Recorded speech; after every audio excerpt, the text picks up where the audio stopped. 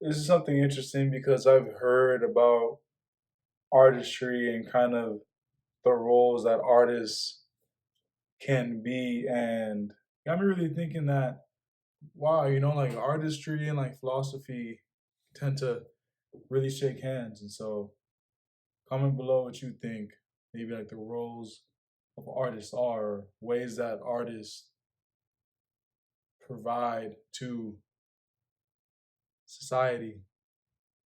Let's see what the Jordan Peterson has to say about it. What is the role of art in a healthy culture? Is postmodernism as destructive in this domain as in politics? Well, that's Michael Bamford. Well, what's the role of art in a healthy culture? Well, the artists articulate the artists are the people who first articulate the unknown, and so the role. When he says articulate the unknown, it really gives me the thing of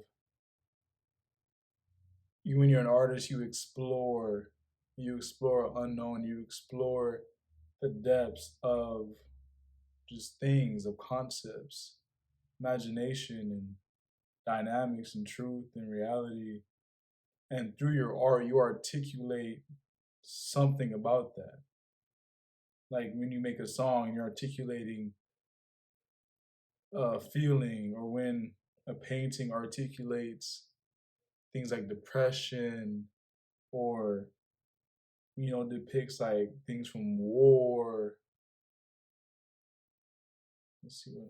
The role of artists in a healthy culture is to bring to public awareness elements of being that have not yet entered the collective consciousness. So you could imagine that we're all living on an island, and many of us are in the center of the island, far enough away so that maybe we can't even see the shoreline and we can't see the ocean. That's where our borders end, but we're distant from.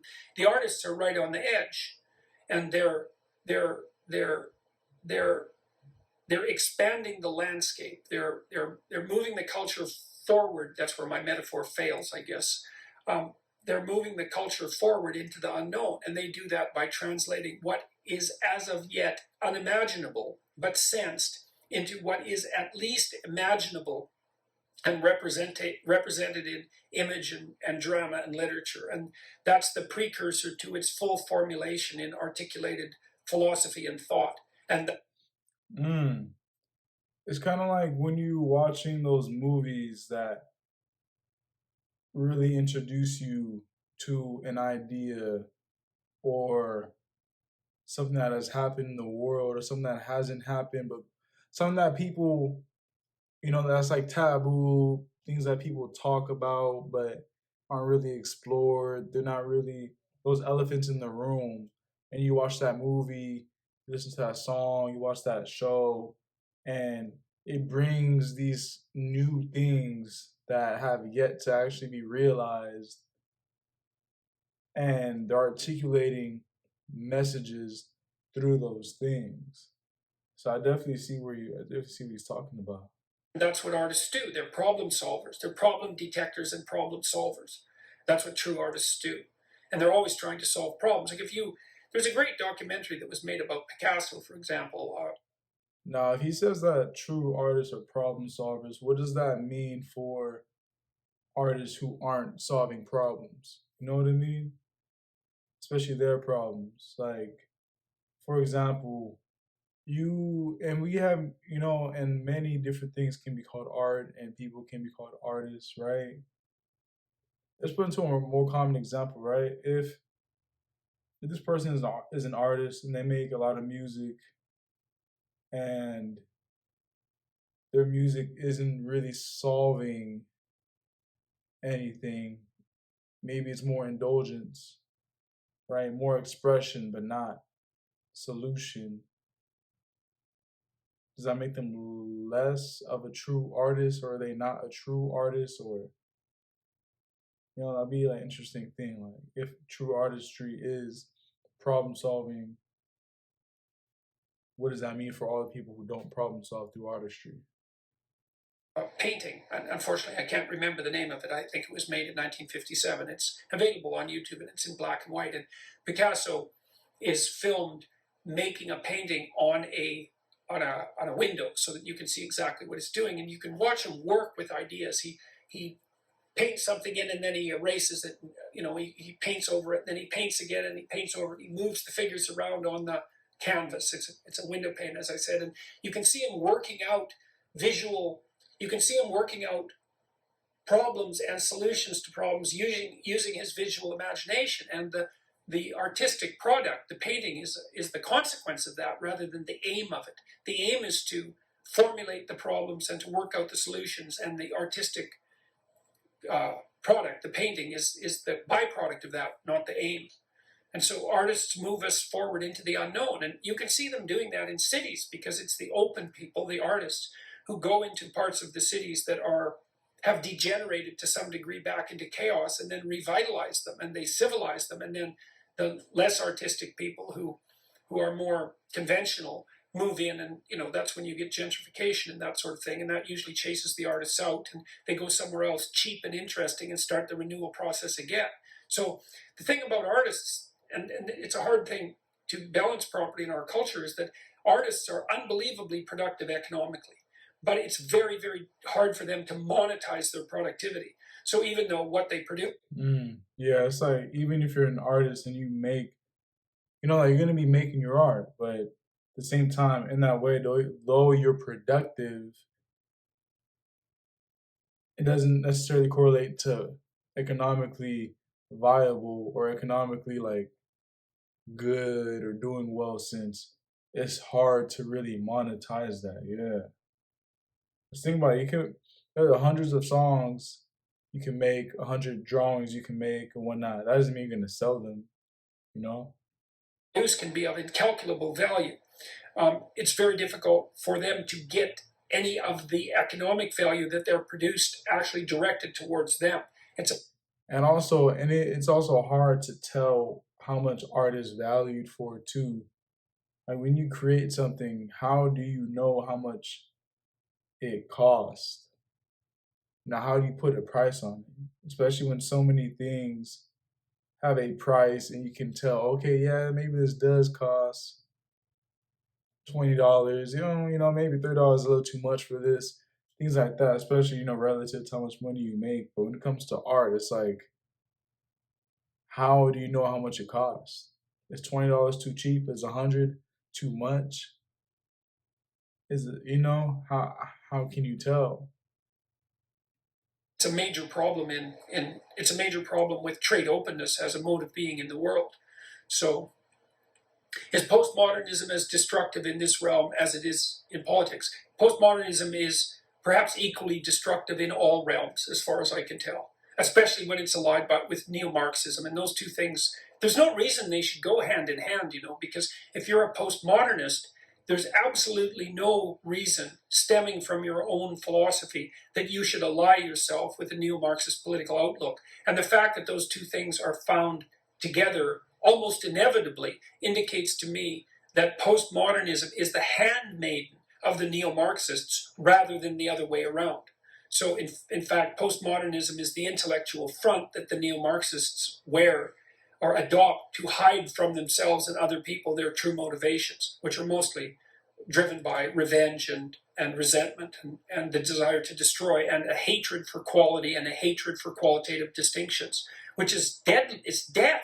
I mean, with young people, you want to say, look, there's not much to you. You're only 20 and you're kind of useless, but that's because you're only 20. That doesn't mean you're not full of potential. That potential needs to manifest itself so that you can turn into something that's of world-beating significance. But in order to tell a young person that credibly, you have to say, look, there are true qualitative distinctions between things, and you're just getting started. There are heights that you can ascend to that are genuinely high, which also means they're above where you are now. But that gives your life, the fact that there are those things to pursue, gives your life deep meaning and significance, and gives your struggle nobility and validity. And the postmodernist, neo-Marxist, as far as I'm concerned. Yeah, that's one thing that has been a challenge, is that when you are young, it's hard. Like if you don't already know what you quote unquote want to do in life, then it becomes a thing of, well, then what do I do? Where do I start? And then it's hard to really find a meaning or drive in doing anything Because you think about so many different things that maybe you could do that you don't do any because it's like, which one do I start? I don't really like this immediately. When the thing is like, you're full of potential. There's so many things that you can do, or there are things to aim for, and that alone is already something that gives you purpose. That there are things to aim for rather than, I haven't found something to aim for, or that it has to be one thing. It's like there's something, and that is legit it. They're absolute enemies of qualitative distinctions, and so what they do is destroy everyone's ambition. It's like we're all already as valuable as we're going to get. It's like, okay, well, fine, that's good. We don't have to feel bad about ourselves, but what the hell are we going to do? What are we going to orient ourselves towards? What we want is multiple hierarchies, multiple steep hierarchies of competence that are open in fair competition to everyone. And if we don't have enough hierarchies of competence for everyone, then it's up to the creative people to produce some new ones. It's not like we'll necessarily run out. The roles of artists and artists bringing. So he talked about how artists explore the unknown and then through creativity try to not only articulate it but solve problems and piece things together. And art is what tends to be the consequence of that, not actually it solving something, but it's like that's the consequence of them piecing things together. That's kind of like the byproduct, not the product.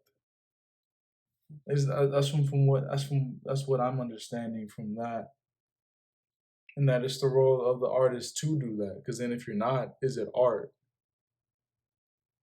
And I think that's why, in that way, a part of art says imagination, or what you're thinking of, because imagination is unknown, and when you bring something from imagination to be real, that's like an unknown thing. That's not real. It's in the horizon. Of course, isn't one of the many things that people can think of, but it's like it's somewhere out there. You find it, you try to piece it together. Maybe I'm getting it wrong.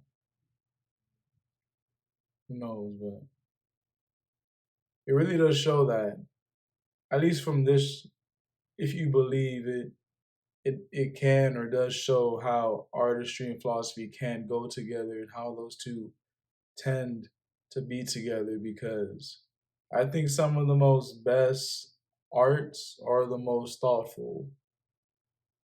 Some of the best arts, yeah, the best arts I believe are the most thoughtful, the most imaginative, the most authentic, genuine, wholesome, most daring.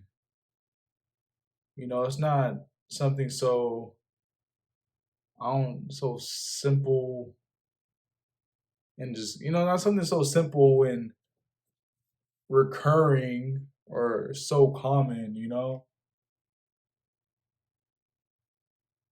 That's what I've noticed. Something that's what makes a lot of these songs, a lot of the paintings, sculptures, and whatnot, like art. That's like I think that's why people say true art and just art, because when you say true, it's like when you say, "Oh, are you a fan? I'm a true fan," and there's that level to it where it's like, "Okay, you're this, I'm this though.